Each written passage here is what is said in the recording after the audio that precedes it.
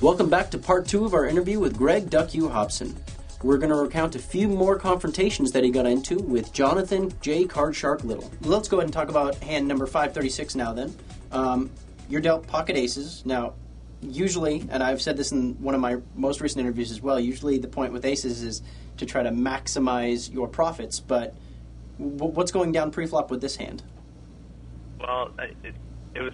So I have aces under the gun, raises to 20,000 with the blinds at 4 and 8, and I decide to smooth call for the main reason is because this table was squeeze central. It was amazing how many times someone would raise. If anybody called, it was just there was a 3-bet and a big 3-bet. And GB Mantis had done that a number of times at this table already, and so that was definitely going through my mind. I was thinking, and he was doing it. He was doing a lot like over raises. So we got raised to 20,000. He was squeezing, with like 110,000 or something ridiculous. So I was hoping obviously that someone was going to squeeze, but it didn't work out. And then Jonathan Little calls in the blinds, and then that's where we were pre-flop.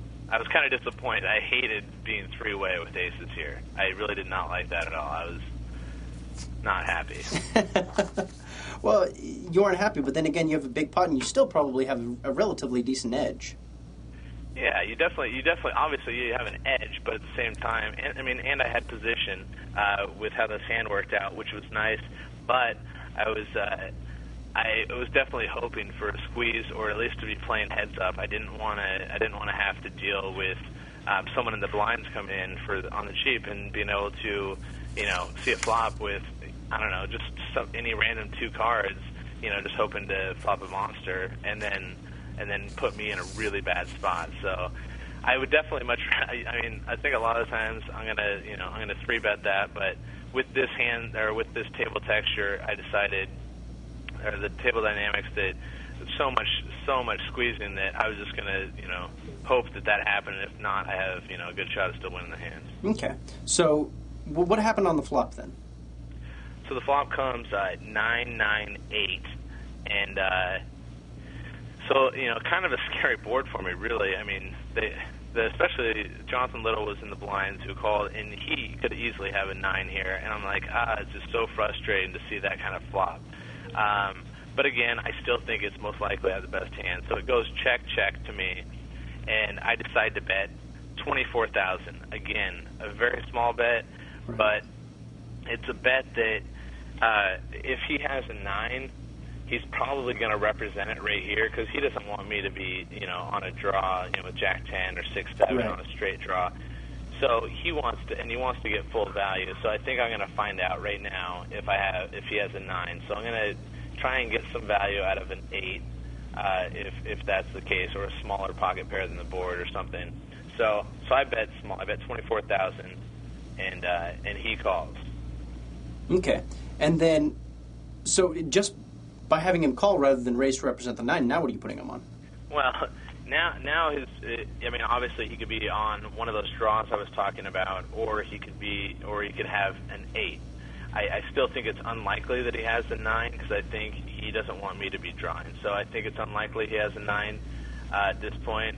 But I'm still thinking he could have a draw, but I want to still disguise my hand, and I don't want to play a big pot right now with aces on a paired board. So I didn't want to play a big pot at this point. That's kind of what's going through my head.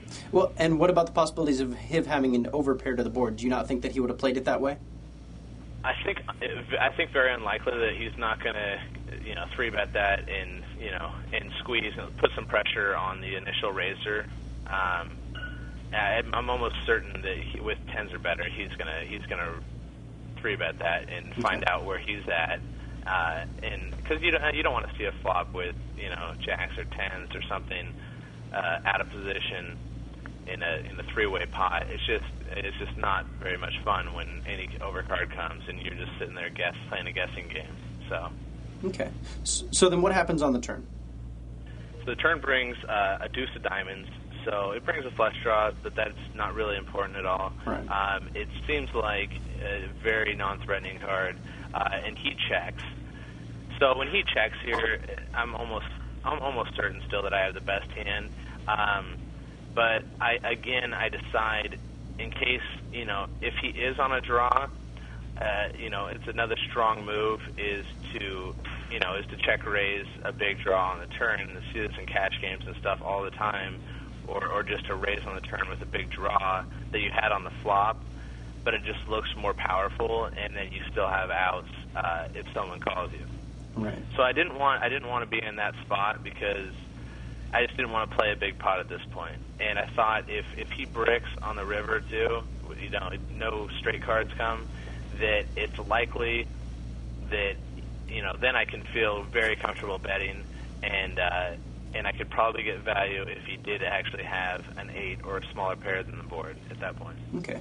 Well, and another aspect of a hand like this, obviously, is what your opponent thinks that you have. So, with all of the action, do you really think that he could put you on a 9, or if he doesn't put you on a 9, what does he put you on? He's almost certainly not putting me on a 9. So what is he putting you on? I had position, so I could have absolutely nothing right now. Okay. Which again is a key. I mean, he could have just called the raise preflop with any pair, sevens to deuces, and said, all right, well, I think I still have the best hand, so I'm gonna call and see what comes on the turn.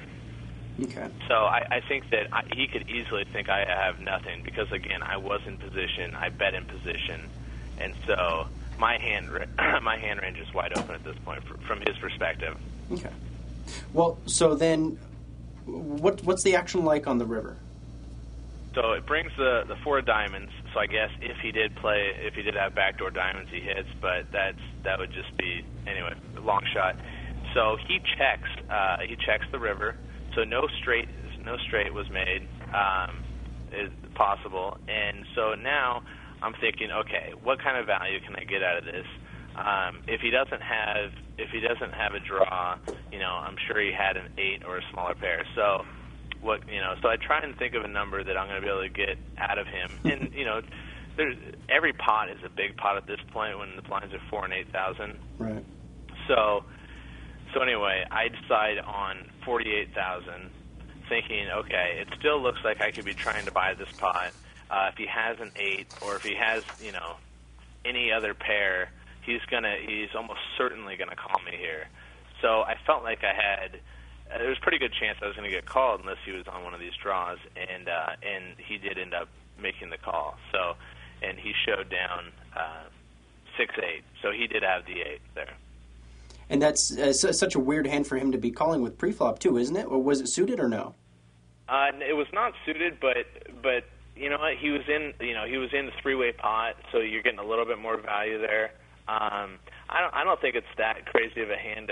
We were both deep stacked too, so he's potentially all 3 of us had a lot of chips. Potentially we could have played a really big pot. I mean, if that flop came 8-8 or 8-8, whatever, 4, then, I'm going to be in a lot of trouble against him. And again, I'm going to try and play it so I don't play a big pot there once there's a paired board, right, and I'm against a player from the blinds. It's just too likely that, you're up against a monster at that point. So okay. I don't mind his call. I mean, I think maybe if I hadn't called, he probably wouldn't have called either. Okay. Well, and then there was another hand that you had sent me that I wanted to kind of briefly go over, not in like depth, but it was a hand where you ended up folding to his all-in push. Could you kind of explain that hand briefly and like what was going through your head? Well, it was actually a hand I'm really curious to see what he did have, because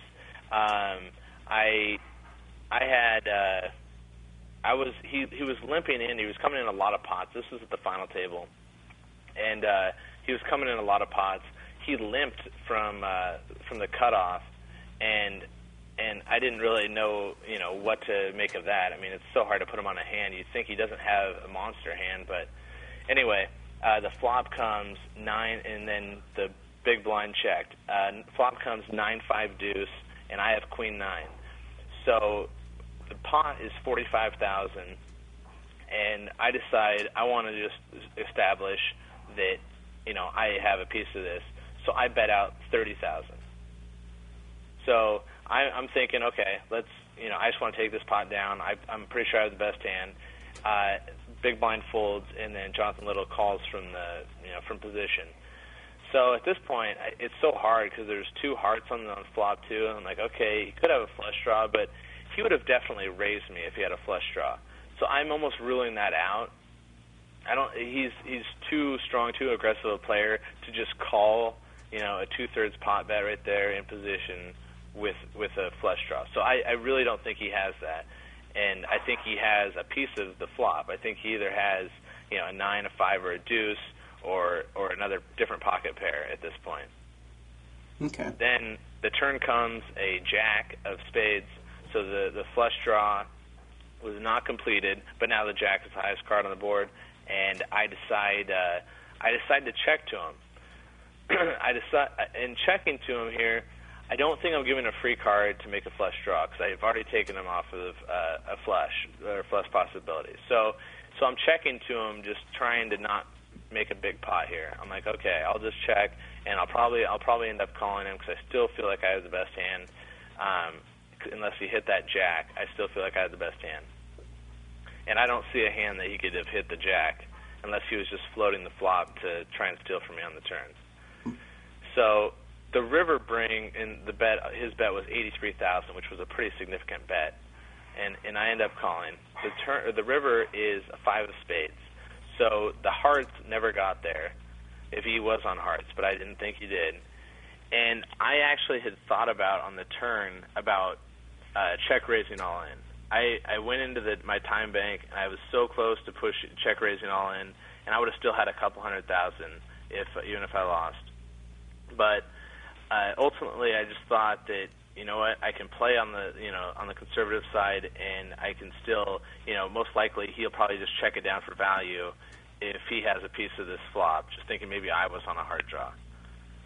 So I checked the river, in the river, he bets, he goes all in for 300,000, and I would have, like I said, I would have had about 200,000 left if I called and lost. So the board pairs fives on the river, and it's just so hard for me now because if he had a 5, that's exactly, he probably would have played it just like that, right. Or if he had an absolute monster, if he flopped like a set of deuces, he would have played it like that. It was just so hard. I didn't think that he was on a draw, and ultimately I just decided I guess I can find a better spot.